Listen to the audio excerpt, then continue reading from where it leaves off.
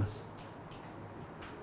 अगर किसी एक पर्टिकुलर लेवल से किसी बॉल को ऊपर फेंक दिया जाए तो बॉल ऊपर जाएगी और नीचे आएगी, तो उसमें कितना टाइम लगता है, आने जाने में कितना टाइम लगता है आदित्य? आने जाने में कितना टाइम लगता है?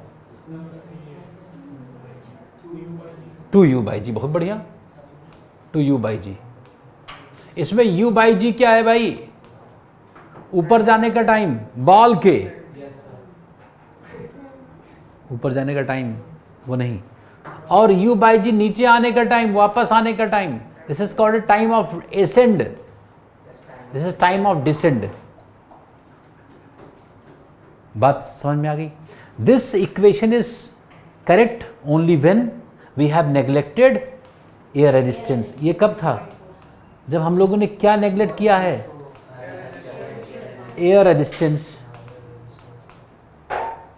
And body is a point sized body. क्या है? Point sized body. अरे ये दो एजम्पशंस ही पर ही तो ये सही हो रहा है सब कुछ। क्यों मौलिक? नहीं मतलब ये सर, ये बात हम लोग कर रहे हैं। अब इसमें ट्विस्ट है बच्चे, इतना लिख लिया है, अब ये पढ़कर जाओगे एग्जाम में क्या आएगा। Suppose air resistance is considered, air resistance is not neglected.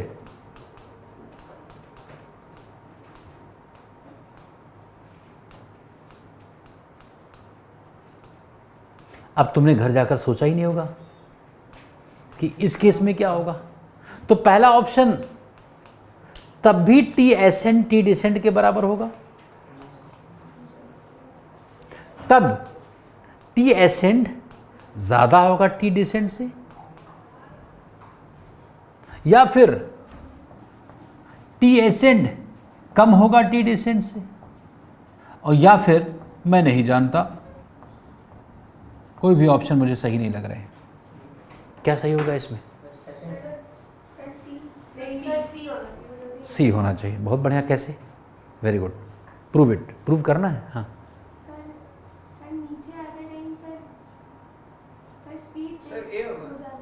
रुक दो, उसको खत्म करने दो बात। हाँ सर, नीचे आते टाइम बॉल की जो स्पीड है वो ज़्यादा हो जाती है, होने के बाद भी तेजी से हवा नहीं, रेजिस्टेंस हवा को, ये ऑप्शन होगा सर। इक्वल होगा।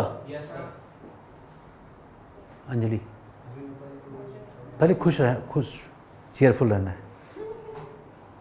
इतना भी नहीं। हाँ क्या होगा ऑप्शन? हाँ नहीं भाई, ए तो तब था जब एयर रेजिस्टेंस नहीं था। सी क्यों होगा भाई? हाँ। वो तो यहाँ भी था, यहाँ भी था, अगेंस्ट ग्रेविटी था, फिर ग्रेविटी के साथ था।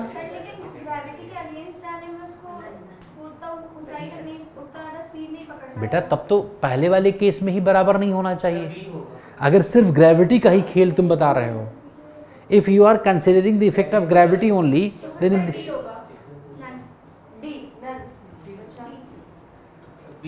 ये जो तुम लोग बता रहे हो ये मतलब आउट ऑफ क्या कह सकते हो, out of no idea you are speaking. मतलब ऐसे जैसे बोल जा रहे हो, कोई कह रहा डी कह दो, कोई कह रहा सी कह दो, देखा जाएगा। Right answer is C, but don't be happy that you have spoken the correct answer. उसका रीज़न समझो बच्चे, रीज़न समझो। हाँ हाँ क्या है बताओ। सबसे पहले सर तो रेजिस्ट कर रहा है इसको। हाँ हाँ जो बॉल होगी अपने ओरिजिनल टाइप से जल्दी हो जाएगी, तो सर जो टी ए होगा वो कम होगा, और सर जब नीचे गिरेगा तब फिर वो रेजिस्टर वापस अपोज करेगा, तो उसका जो वेलोसिटी धीरे होगा इसलिए टाइम उसका बढ़ जाएगा। वेलोसिटी जीरो होगा ना? धीमे हो जाएगी ना सर। अब हाँ बहुत, अब मैं बताऊँ कैसे एक्सप्लेन करना है। सही बता रहा है ये। देखो बॉल ऊपर जा रही, इधर बच्चे इसमें वेलोसिटी ऊपर है कि नहीं? अच्छा एयर रेजिस्टेंस किधर होगा दिव्यांश? अगर कोई भी चीज़ ऊपर जा रही तो एयर रेजिस्टेंस किधर होगा? तो एयर रेजिस्टेंस नीचे होगा ना। रेजिस्टेंस का मतलब होता है अपोज करना मोशन को। तो अगर बॉल ऊपर जा रही तो एयर रेजिस्टेंस किधर होगा? नीचे होगा। Force due to air resistance, और ग्रेविटेशनल फोर्स भी नीचे है। तो ऊपर जाते समय दोनों चीज़ें रोक रही हैं ऊपर जाने को। तो जैसे मैं आगे भागा, 2 लोगों ने पीछे की तरफ रोका तो मैं जल्दी रुक जाऊंगा क्योंकि 2 लोग रोक रहे थे मुझे, तो मैं यहाँ कहीं गया और कुछ टाइम लगा। अब आते समय की बात करो, आदित्य नीचे गिर रहा है ये, अब ग्रेविटेशनल फोर्स तो नीचे ही होता है, एयर रेजिस्टेंस किधर होगा आदित्य? Air resistance.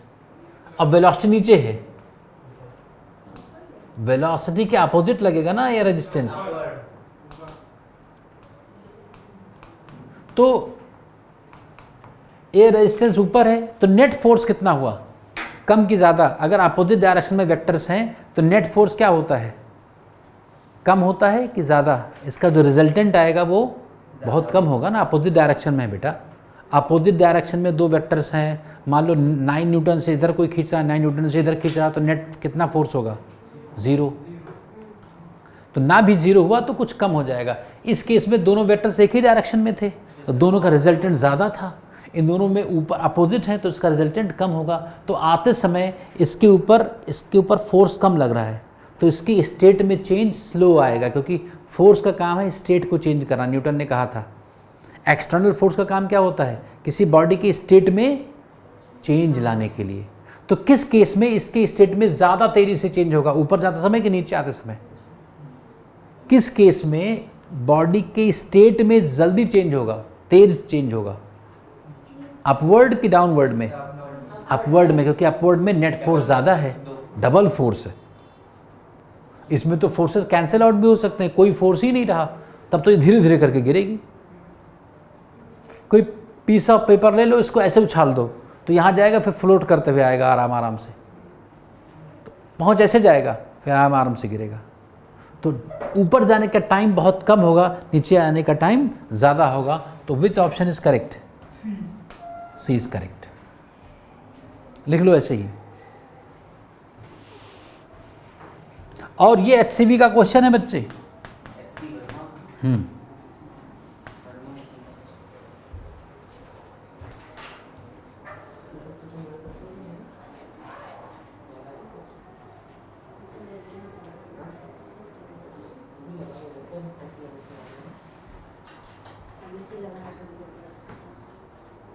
जल्दी बोलो Ananya, is this clear? Ananya, is this clear? अगर एयर रेजिस्टेंस है तो ऊपर जाने में कम टाइम लगेगा, लेकिन नीचे गिरने में ज़्यादा टाइम लगेगा। During your upward motion the time is lesser, by during downward motion time ज़्यादा होगा। इसीलिए हम लोग ट्रेजेक्टरी को जल्दी से गेस नहीं कर पाते। अगर हवा में खेला जाए तो बैडमिंटन उतना अच्छा नहीं खेल सकते, क्योंकि हवा का रेजिस्टेंस तुम्हारे प्रेडिक्शन को गड़बड़ कर देगा। सोचो कि आएगा यहाँ, आएगा ही नहीं वहाँ। ये रेजिस्टेंस कम हो तो प्रेडिक्शन अच्छा रहेगा, तो तुम्हारे शॉट्स अच्छे जाएंगे।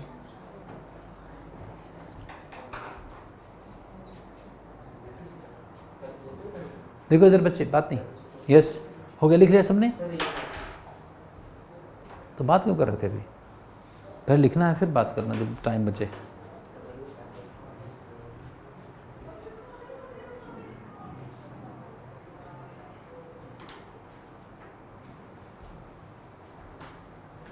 अब ये टाइम निकालना भी है हमें, time of ascent. Let us calculate TA and TD in this case when air resistance is considered.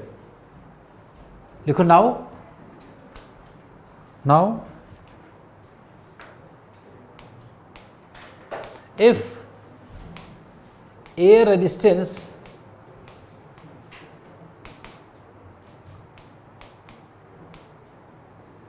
is assumed to be constant, assumed to be constant, say F naught.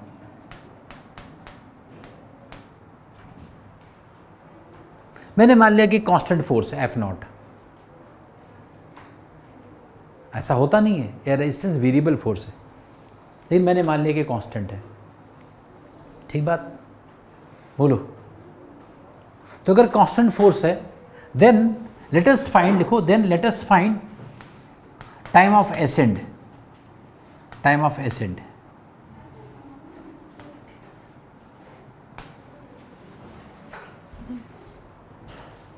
यहाँ से यहाँ तक का टाइम एसेंड का formula कैसे निकालेंगे?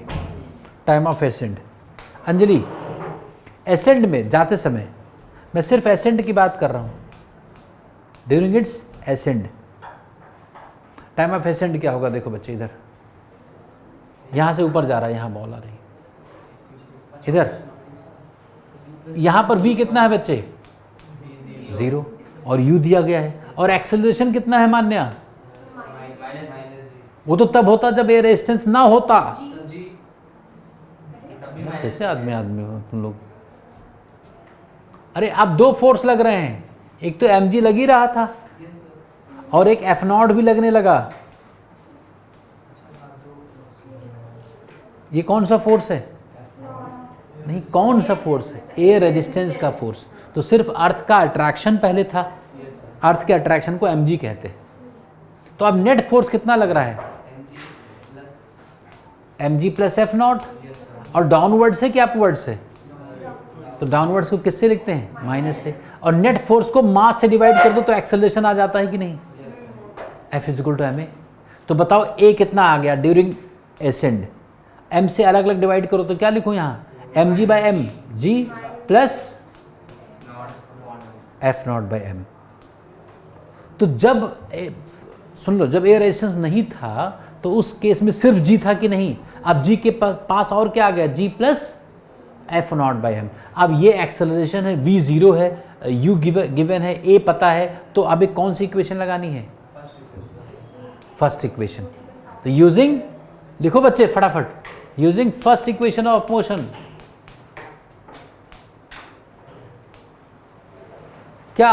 v is equal to u plus a t, u plus a की जगह g plus F0 by m into t. पापा, ये जो minus g plus F0 by m आया है, हाँ ये g प्लस a रेजिस्टेंस के एक्सेलरेशन का इक्वल है। हाँ। तो ये कितना आ गया बच्चे? देखो t कितना आ गया यहाँ से? ये t एसेंड है ना? अरे t एसेंड कितना आ गया बताओ? u by g plus F0 by m। और एक इम्पॉर्टेंट इंफॉर्मेशन है तुम्हारे लिए, जिस बच्चे के टेस्ट में मेरे सब्जेक्ट में 15 नंबर से कम होंगे उसको 7:30 बजे के बाद रुकना है, स्टे करना है यहाँ। तुम तो जा सकते हो, क्या करें, मजबूरी है, उसको बाहर जाना है, उनको रुकना है। और मैं पूरे सिलेबस में से एक क्वेश्चन तुम्हें दूंगा, कोई भी, वो करके दिखा दोगे, चले जाओगे। अगर नहीं दिखा पा रहे हो तो उसको फिर से नोट्स फिर से पढ़ो वहीं सामने, फिर से उसका आंसर ढूंढो और आंसर लिखो, फिर जाओ। अब इसमें बच्चे क्या ट्रिक करेंगे? वो पहले तुरंत कह देंगे मुझे नहीं आता है, मतलब तुम्हें उनको पढ़ने का टाइम दिया जाए। वो 20 मिनट के बाद तुम्हें टाइम मिलेगा, पढ़ने वाला टाइम। 20 मिनट तक तुम ट्राई करते रहो, सोचते रहो, बैठे रहो, कुछ भी करो। 20 मिनट के बाद तुम्हें कॉपी खोलने की परमिशन है। ढूंढो वो चीज़ कहाँ पर लिखवाई गई थी, उसका आंसर निकालो, फिर कॉपी बंद करो, फिर मैं यहीं बैठा रहूँगा, मेरे सामने करके दिखाओ। और उसके साथ दूसरी इन्फॉर्मेशन, जो बच्चे जेई या नीट के लिए प्रिपेयर करना चाहते हैं वो PYQ ले लें, प्रीवियस ईयर क्वेश्चन लेकर के आएंगे।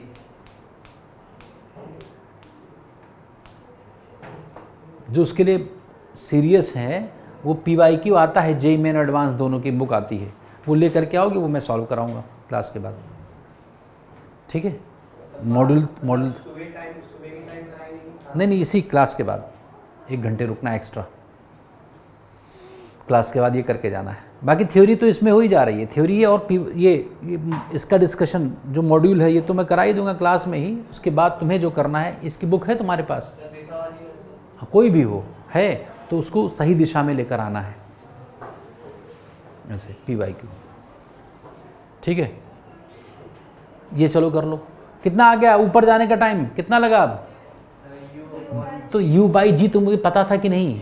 जब ए रेजिस्टेंस नहीं था तो u बाई जी था, g प्लस कुछ हो गया कि नहीं? तो ये नीचे डिनोमिनेटर आ गया कि नहीं? तो पहले से कम टाइम है कि ज़्यादा है पहले से? जब भाई अब डिनोमिनेटर बड़ा हो गया, ज़्यादा हो गया, तो पूरी वैल्यू कम हो गई ना। तो ये रेजिस्टेंस में जितना टाइम लगता है उससे कम टाइम में कोई चीज़ ऊपर पहुँच जाएगी। Is this clear? आप टाइम ऑफ डिसेंट निकालो। क्या टाइम ऑफ डिसेंट निकाल सकते हो बच्चे? क्या आप गिरने का टाइम, ऊपर पहुंच गई बॉल तो वहीं टंग जाएगी कि आएगी? आएगी तो कितना टाइम लगेगा नीचे आने में? टाइम ऑफ डिसेंड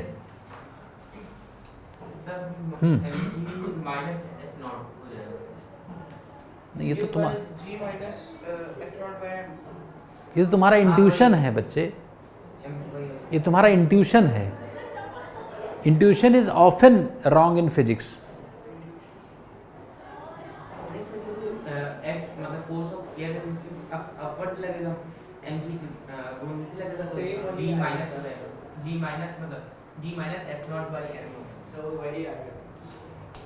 क्या कह रहा है ये? कीर्ति तुम क्या कह रहे हो? सर ये जो टाइम अभी और तुमने टेस्ट क्यों नहीं दिया? कल नहीं आया। अरे वो तुम्हारी दिक्कत है ना, कल नहीं आए थे तुम, तो मैथ्स का टेस्ट कब दिया? सर मैथ का टेस्ट परसों था तो तो उसी दिन क्यों नहीं दिया? तो उस दिन सर मैथ का दिया था, उसके बाद तो अगले दिन आके पूछना चाहिए, फिर कल तक कब की आना चाहिए, कल क्यों नहीं आए थे तुम? तबीयत नहीं सही थी। अरे आ जाते यार, तबीयत कितना नहीं सही है, टैबलेट वगैरह लेकर के। मेरी तबीयत तो ज़्यादा ख़राब थी। बताओ टाइम ऑफ डिसेंड, वापस आएगी बॉल, यस सर, तो वही सेम टाइम का नहीं। सेम टाइम क्यों लगेगा भाई? तब तो तुम्हारा वही ऑप्शन सी कैसे हो गया फिर, अगर सेम टाइम है तो? Sir U by F naught by M minus G। तो गलत है बेटा, तो मैं नहीं अगर कुछ एक्साइटेड हूँ तुम्हें तुम्हारे आंसर से, इसका तो गलत बोल रहे हो, क्यों बार बार वही बोल रहे हो? ये जान पाए? ये यहाँ तक जान गए सिद्धि आदित्य, ये जान पाए? यहाँ कैलकुलेशन इधर उधर गया और डिवाइड कर दिया बस, इसमें एक ही टर्म जुड़ा। हाँ नहीं, V0 थोड़े होगा, नीचे आने पर बहुत तेज़ी से 1 किलो का पत्थर ऊपर से, ये नहीं, V ऊपर तो 0 है, ये ऊपर जाते समय नीचे नीचे आने में तो अभी बताया ही नहीं मैंने, वो तो तुम लोग बता रहे हो। हाँ X मान ले भी जहाँ आपने 0 माना वहाँ X। तो x अननोन है ना, तो तुम्हारे आंसर में x आएगा ना, तो तुम्हारे आंसर कैसे हुआ जिसमें नया क्वेश्चन है? देखो बच्चे, नीचे आते समय अंजलि कौन कौन से फोर्सेस लगेंगे? मान लो यहाँ बीच में कभी आ गया है, बॉल ऐसे आ गई है या नीचे गिर रही है, तो यहाँ पर नीचे कौन सा फोर्स है? क्या लिखूं? फोर्स कितना होता है? mg बेटा, इसको उस लिखा हुआ है ग्रेविटेशन फोर्स। और रुक जाओ भाई, ऊपर कौन सा फोर्स है? F0। तो नेट फोर्स कितना हुआ कीर्ति नीचे की तरफ? नीचे की तो नेट फोर्स कितना हुआ? मान्य नेट फोर्स कितना है ये? अरे नीचे एक वेक्टर दूसरा ऊपर, तो घटा दोगे ना, तो mg माइनस, और नीचे है ना ये हुआ नेट फोर्स की नहीं? तो इसको अगर मास से मैं डिवाइड कर दूं तो मुझे क्या मिल जाएगा? एक्सेलरेशन मिल जाएगा कि नहीं? तो क्या आ जाएगा? mg बाई एम जी और F0 बाई एम, तो F0 बाई एम। ये एक्सेलरेशन है बच्चों, ये तो एक्सेलरेशन है, मैं टाइम निकालना है। मैं तो बता ही तो रहा था, आंसर ही तो बता रहा था, यही आएगा। U by G minus F0 by M। अब बताओ, रुक जाओ, अब रुक जाओ, अरे रुको यार, कैसे गलत सुनोगे? पहले तुम लोग तो अभी बहुत नए नए बच्चे आए हो 10th क्लास कस के, तुम्हें लगता सब सही है। यहाँ U कितना है? कौन सा इक्वेशन लगाया? तो इसमें V तो पता नहीं हमें, V क्या रखा तुमने? V क्या रखा? माइनस यू क्यों रखोगे जब रेजिस्टेंस आ गया है?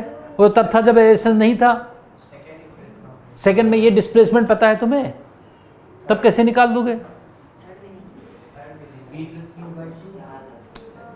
अरे यार, उससे time S by T, T कहाँ पता है? टी S भी नहीं पता है, तब कैसे कर दिया था ये? अभी छोड़ो, तुम सोल्यूशन में नहीं बात कर रहा हूँ, मैं ये जानना चाहता हूँ कि तुमने इसको लगाकर और मुझे ही कहने लगे कि सर ये सही हमारा। यहाँ पर कितनी वेलोसिटी है पता ही नहीं है, ये V नहीं पता, U पता है, A पता है, हमें सिर्फ दो बात पता है, U और A, कोई भी इक्वेशन ऐसी है ही नहीं है जो दो बात पता हो तो तुम टाइम निकाल दो। अरे v पता हो तभी फर्स्ट लगा पाओगे, s पता हो तो सेकंड लगा पाओगे। सर थर्ड इक्वेशन लगा देते थर्ड इक्वेशन में s पता है। नहीं सर, बोला नहीं सर, जो आपने पहले बताया सर डी जब एक्सेलरेशन कांस्टेंट है तो हमें इक्वेशन ऑफ मोशन लगाने को मिल रहा है, हम क्यों इंटीग्रेशन करेंगे? उससे आएगा तो वही, उसी से ड्राइव होकर के ये आया था। बताओ दिव्यांश क्या किया जाए? बात फंस गई है। सोचो तुम लोग, सोचो पहले इस वाले से डिस्प्लेसमेंट निकालो। इसमें टाइम पता चल गया कि नहीं? तो गिरेगा उतना ही जितना गया था। तो पहले s निकालो इसका, या v square is equal to third से निकाल लो। v square is equal to u square 2a, a कितना? g plus F naught by M S. अरे यार v जीरो है, u दिया है, a ये है, तो कितनी हाइट तक गया था? कितनी हाइट तक बॉल गई थी? हाँ, u स्क्वायर प्लस 2as होता है, a में नेगेटिव है तो ये उधर जाएगा पूरा टर्म, तो u square by g plus F naught by M हो गया कि नहीं? अब डिस्प्लेसमेंट पता है तुम्हें माइनस h। आप जान पाए कि नहीं? तो ये कितना गिरेगा उसके भैया दिमाग शुरू करो चलाना, फिजिक्स पढ़ना है तो। इसी काम के लिए यहाँ आए हो कि तो अंदर ग्रीस व्रीस लगा करके चलने लगे कुछ ऐसे। कोई इंजन थोड़े है मशीन मोटर की चलने लगे, मतलब थॉट्स न्यूरॉन्स का फ्लो अच्छा करना है। बादाम खाओ भिगो कर।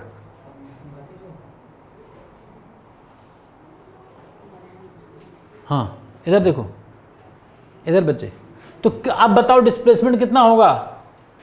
Minus H. ये जान पाए कि नहीं आदित्य? ये नहीं जान पाए।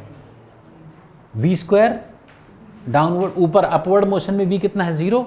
v square is equal to u square plus 2a s, तो आगे h। अब इसमें तुम लोग बताओ कितना आएगा? s कितना है? Minus h। u कितना है?